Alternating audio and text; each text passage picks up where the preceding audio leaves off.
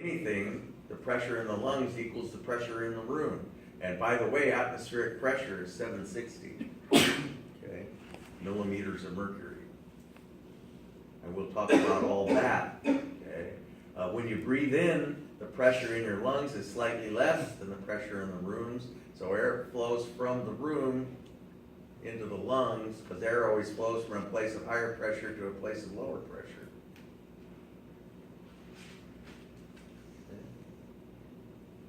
Lung surfactant, we talked about that already, but I've got questions on it.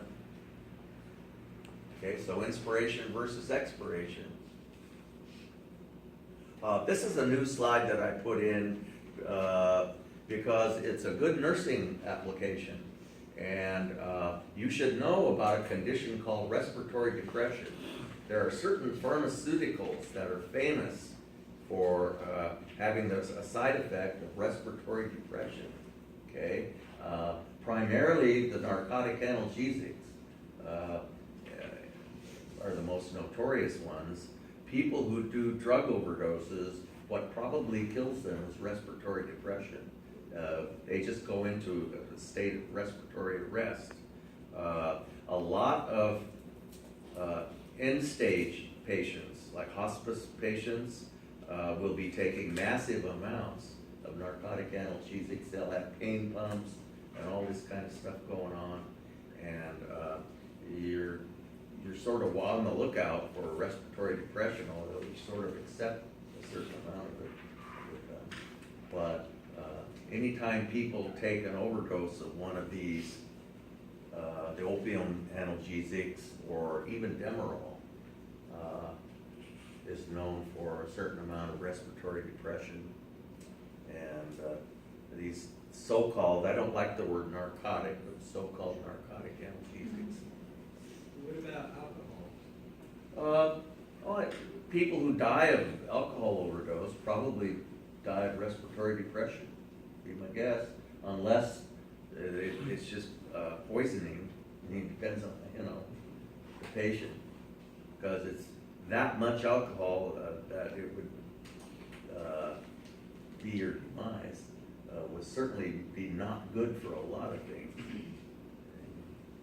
But the thing that comes to mind is respiratory depression, so I wanted to toss that in because you'll run into it, okay?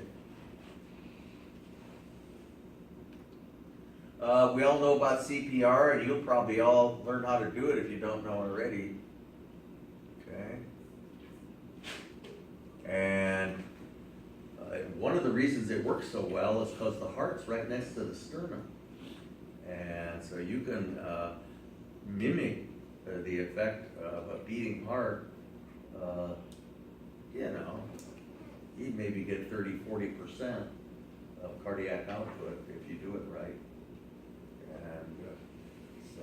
And the Heimlich maneuver, as we said before, if you ever, and my dad had to do this to me one time because I swallowed this big chunk of stuff and I would have died for sure. It was probably a jawbreaker or one of those ridiculous things. And but you've got to palpate the xiphoid process. I don't think he did that with me, but because if you don't, you'll break it off and it'll puncture the transverse colon. And it's not a nice injury, although the person will probably still be alive at least. But then you're dealing with a whole different set of potentially lethal symptoms. So resting tidal breathing, okay, and then if you do an active expiration, okay, your so-called expiratory reserve volume is all the air that you can possibly breathe out if you're breathing into one of these machines, okay, and that's the minimum volume of your respiratory system. Then what we used to do, then we'd go from there and breathe in the maximum amount that we can breathe in, and that difference between those two values is called your vital capacity, and it's a definite indicator of pulmonary health and physical fitness. And there's a certain amount of volume called the residual volume that you can never breathe out, because certain parts of your respiratory system that contain air are not collapsible, and that's a good thing. Okay, resting tidal volume. Inspiratory reserve volume is the maximum amount that you can breathe in over and above resting tidal breathing. Resting tidal breathing is what you guys are doing right now. Okay. All fairly intuitive. Expiratory reserve. The things I was mimicking up here. Poorly. Okay, vital capacity is if you breathe out the maximum amount you could breathe out, and then suck in is the maximum amount you can suck in. It looks really funny when you do it, but it's a definite indicator of pulmonary health. They have these little machines at health fairs sometimes. We used to have one. Residual volume. That's the amount you can never breathe out. Okay? And I never liked this term. It's the total volume of your respiratory system. And so there's resting tidal volume.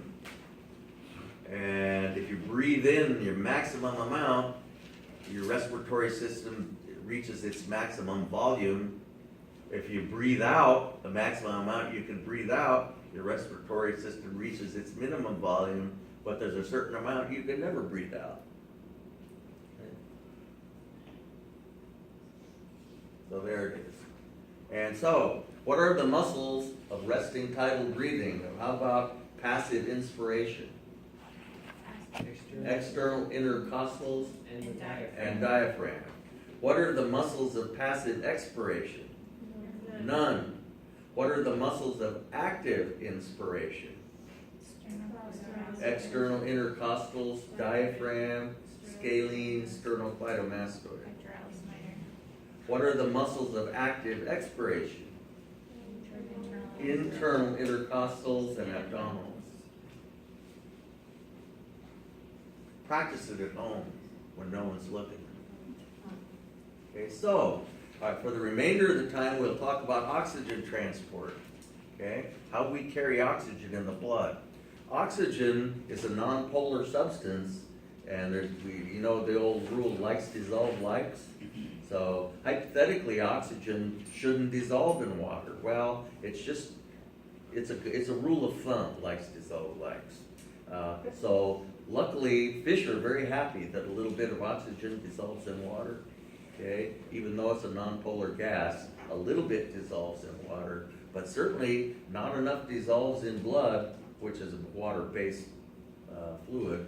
Not enough dissolves in blood to sustain us, to be carried to all the tissues of our body. We need another way to carry, a whole bunch more than it would just if it were dissolved. And so, how do we do that? So external respiration. Someone was probably going to say hemoglobin. Okay. Before I interrupt you. External respiration occurs in the lungs. Internal respiration occurs in the tissues. Okay, so external respiration, getting into the thing about concentration gradients, things diffuse, and remember, diffusion is purely driven by thermal motion and the laws of probability. It's purely a statistical thing.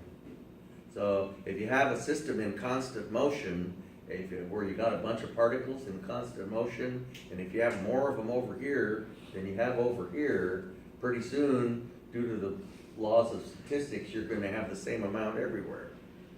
Okay? If you put a membrane in the middle, and if the particles can go through the membrane, you'll have the same amount on each side of the membrane after a while, and we say, oh, it diffused through the membrane.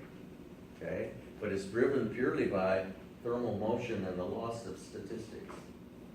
Okay? Which is what the second law of thermodynamics is all about, that we don't need to talk about. So, concentration gradients. When you breathe in, there's more oxygen in the lungs than there is in the blood, so oxygen diffuses in the blood. And there's more carbon dioxide in the blood than there is in the alveolus, so it diffuses the opposite direction. And you don't need to perform any work on it or anything. It just happens by itself. Okay? So they diffuse in opposite directions, no work required. Internal respiration occurs in the tissues. Okay. And so we have external respiration occurring in the lungs. And the blood carries, and of course then that blood goes to the left side of the heart, pumped out to the capillaries. Where are the capillaries? Everywhere. And so in the capillaries, fuel, nutrients, and oxygen diffuse out. And even though oxygen isn't highly soluble in interstitial fluid, enough of it is able to diffuse out. It just keeps moving, and until enough of it gets into the cells. And we'll talk about that issue in detail. So, 1 liter of arterial blood contains about 200 milliliters of oxygen. Only about 3 milliliters of it is actually dissolved. All the rest of it is chemically bound to hemoglobin. Okay? And so we need to talk then about hemoglobin. How does the oxygen get to the hemoglobin? The hemoglobin is inside the red blood cells. Well, the only way it can get to inside the blood cells is to become, at some point, dissolved in blood. And even though not very much of it ever dissolves in blood, I use the analogy of, suppose you had a train that held 1,000 people, great big train, and you had a train station that held 1,000 people. And so the 1,000 people are waiting inside the train station to get on the train. The train pulls up, and you got a platform outside the train station that only holds 10 people. Are you going to be able to load that train? Yeah. Sure.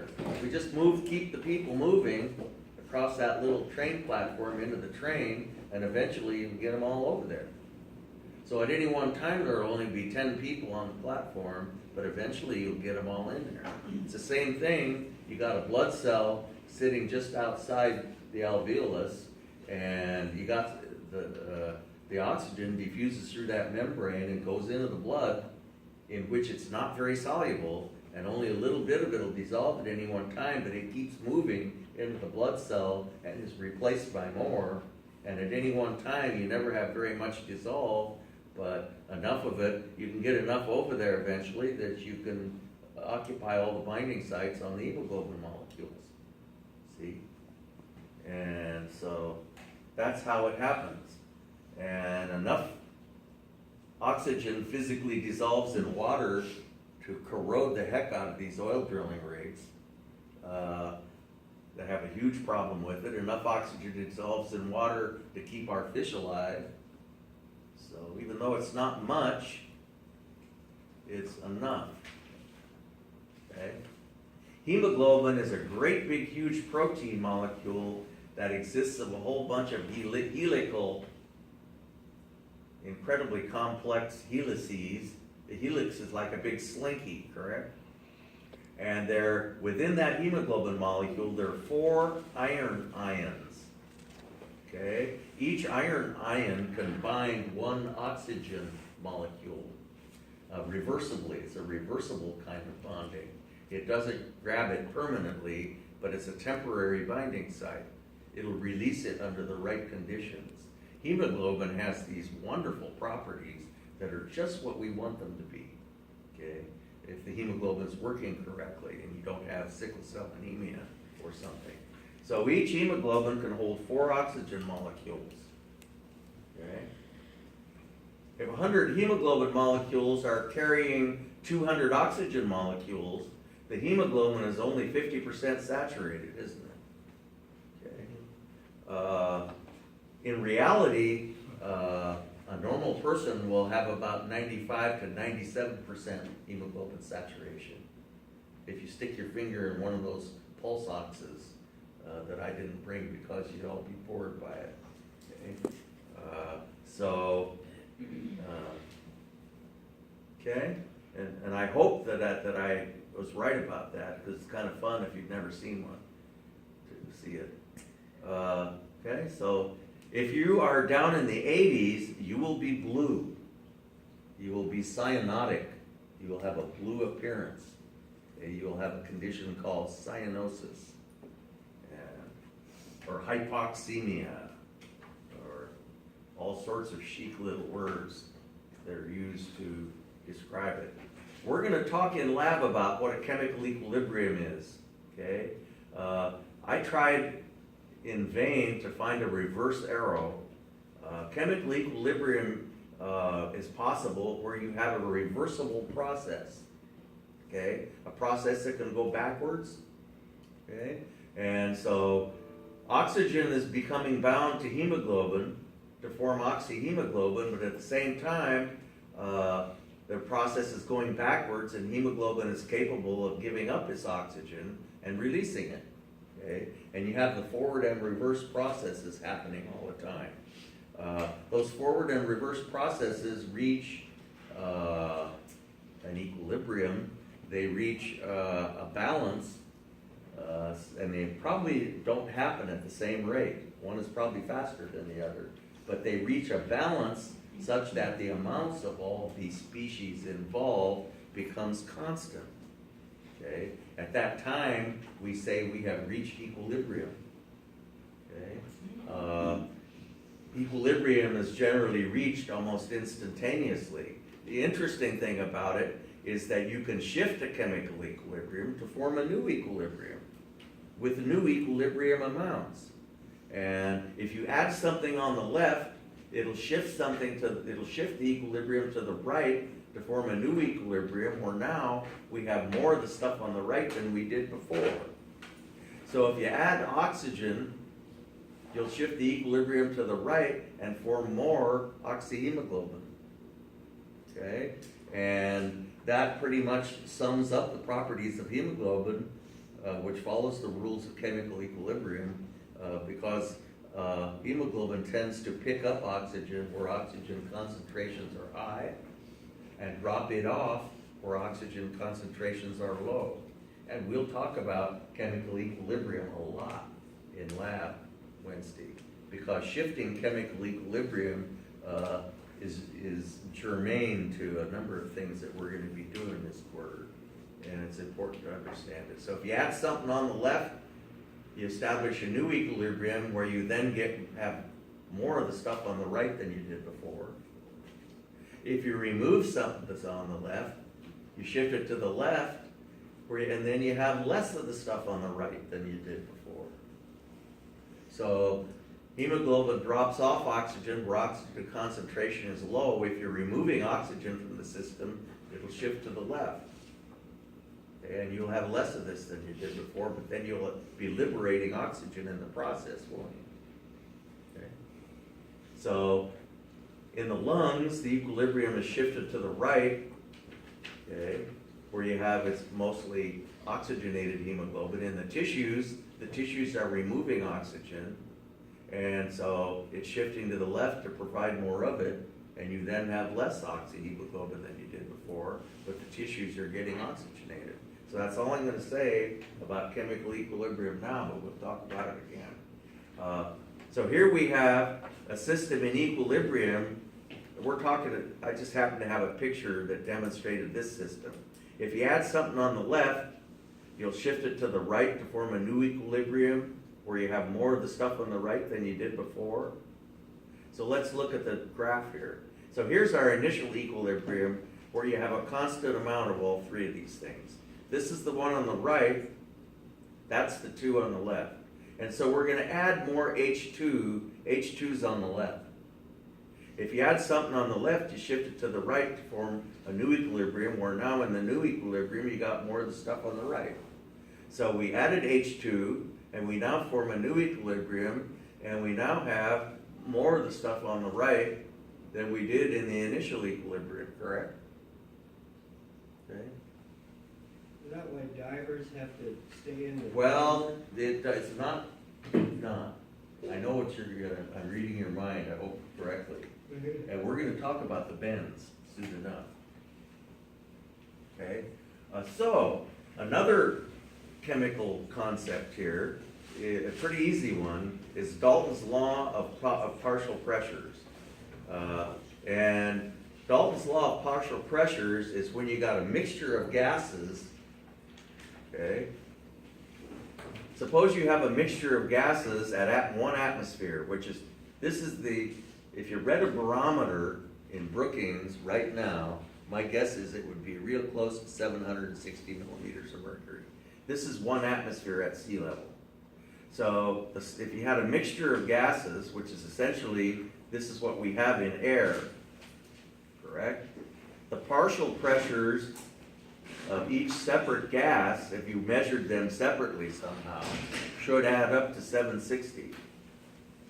Which one would you have most of? Which one would have the greatest partial pressure in air? Nitrogen, yep. What would be number 2? Oxygen, 21% oxygen. So the partial pressure of oxygen, you could determine it by taking 21% of 760, and you get 159. Okay? That's the partial pressure of oxygen that we're breathing. And that, some of you may become interested in respiratory therapy. This is the kind of stuff you gotta know. It's these partial pressure stuff. Okay? It's pretty easy once you get the gist of it. Okay? The units of gas pressure, the scientific unit of gas pressure that is also used in healthcare, thank goodness, is millimeters of mercury when you measure blood pressure or whatever. And the way that you make a mercury barometer is just take a big tube full of mercury, very bad for your health. Take a big tube of mercury that's open at one end, plug it up with your finger, invert it, and stick it into a dish full of mercury, okay? And then take your finger away, and it'll run down a little ways, but will it run all the way out? No, because the pressure of the atmosphere is pushing down on the mercury in the dish, which converts to an upward push, which holds the mercury up in the tube. How long is the column of mercury in the tube gonna be in Brookings? 760 millimeters, okay? And that we call the pressure of 1 atmosphere, okay? And if the pressure drops a little bit, you can deduce that we're gonna get some bad weather, you know? In Klamath Falls, it was a higher altitude, and the atmospheric pressure was only about 650, 655. So, okay? So 21% of 760 would give you your partial pressure of oxygen. Okay. So, in the air that you breathe in, 21% of 760 is 159. So this is the air we breathe in, but by the time it gets into the alveolus, notice how much more nitrogen there is. And of course, all of these are going to add up to 760. There's hardly any CO2 in the air outside, but of course inside the alveolus there's quite a bit, isn't there?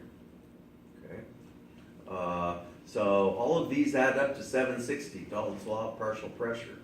All of these going to add up to 762, but now we've introduced some carbon dioxide and quite a bit of water vapor that we have inside the alveolus.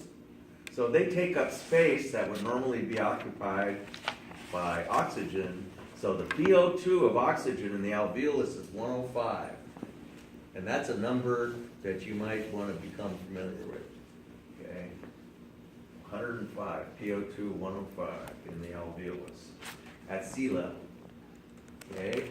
So at sea level, okay, notice what happens when you go up to Klamath Falls, which is 4,100 feet. The PO2 in the alveolus is down to 90 already.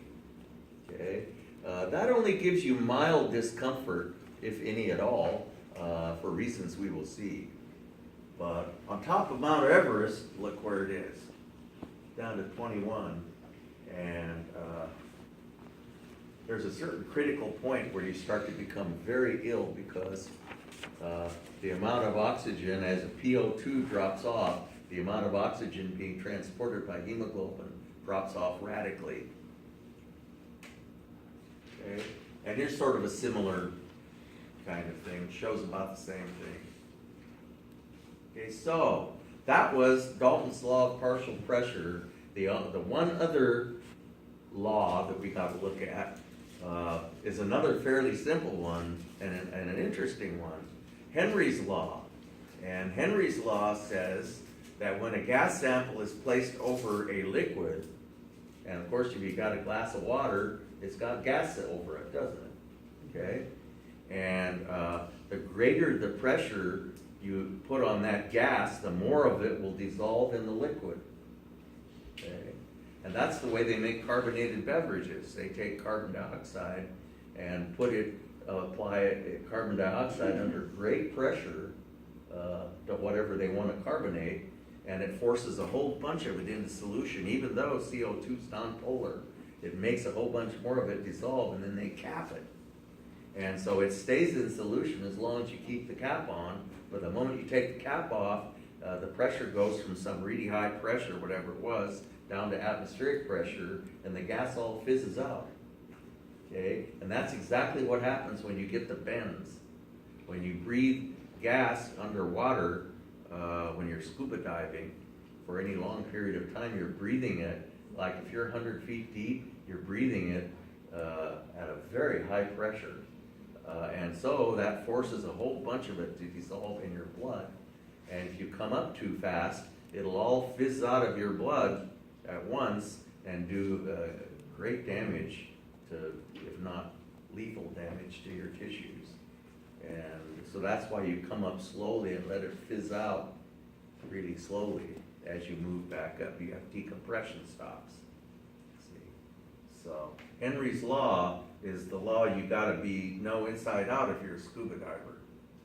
So you apply more pressure and more of it dissolves in the water. Okay.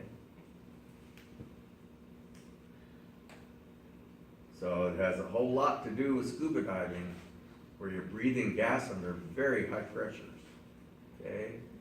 And so if you don't stay under very long, not too much of it dissolves and you don't need any decompression, but if you stay under for more than about 20 minutes, you're gonna have to make decompression stops if you're really deep. Okay, so the same thing applies if you have a mixture of gases, okay, over water, and the greater the pressure of the gas over the water, the more is going to dissolve, and the amount of each gas that dissolves is proportional to its partial pressure. The larger the partial pressure, the more of that particular gas that's going to dissolve in the liquid. Question? I was just curious, does carbonated beverages affect the carbon dioxide in your blood at all, or is it just? No, it's doubtful. Unless you just, no, because it's all fizzed out. A little bit of it remains, but we'll get into all that too. You can speculate for yourself. Turns out that carbon dioxide dissolved in water increases the acidity of the water. So, anyway, the PO2 in the alveolus is 105, and because of Henry's law, a proportional amount dissolves in blood, and 105 is a fairly large number, and so we say that the amount that dissolves the PO2 in the blood is also 105. And we use units of pressure to describe concentration of dissolved gas. Okay? And this may seem rather strange at first, but if the partial pressure of a gas that's dissolved in a liquid ever reaches 760, the gas will spontaneously fizz out. Okay? So that, if you start to think about it that way, it sort of makes sense to express the concentration as a partial pressure. And so the concentration of oxygen in blood is always expressed as a partial pressure by healthcare professionals. And there are two kinds of people that haven't a clue what it means, or people that do. And you guys will know what it means by the time we're done here, okay? And so the PO, and why they say 100, they should say 105. Okay, that's not good. So anyway, as the blood passes through the arteries, the PO2 doesn't change till it gets to the capillaries. And then it drops dramatically because the tissues are absorbing the oxygen out of the blood. And so a typical PO2 in the tissues is only 40 millimeters of mercury. Okay? And so external respiration happens in the alveolus, internal respiration happens in the tissues. Here we have two samples, both of which have a PO2 of 100. PO2 expresses dissolved oxygen. Is the amount of oxygen that's dissolved ever very large? No, because oxygen is nonpolar. However, if it ever gets up to 760, it'll start fizzing out. But, you know, not very much of it. It doesn't take much oxygen to give you a PO2 of 100. But anyway, so this sample of plasma has a PO2 of 100, and it's only got 0.3 milliliters of oxygen in it, which isn't surprising because plasma is mostly just water, and there's no hemoglobin in plasma. Okay, the hemoglobin's inside the red blood cell. A red blood cell is just a little bag of hemoglobin, and so very little oxygen here. Whereas the blood that has a PO2 of 100 has a whole bunch of oxygen in it, most of which is attached to hemoglobin. See? So this blood would be capable of delivering a significant amount of oxygen. This plasma would not. Okay? So plasma with a PO2 of 100 isn't worth a hang as far as providing oxygen. It's good for other things though. So the blood remains in the capillary surrounding the alveolus for about 3/4 of a second. But luckily, it only takes about 1/4 of a second for Henry's law to be obeyed. Notice we have the blood coming into the capillary at 0 time, and it only takes about 1/4 of a second for the PO2 to be up to 105. So Henry's law is obeyed in about 1/4 of a second, so you've got some extra, you've got a margin for error there. See what I mean? Okay. So since dissolved gases are often derived from air, which is a mixture, their concentrations are often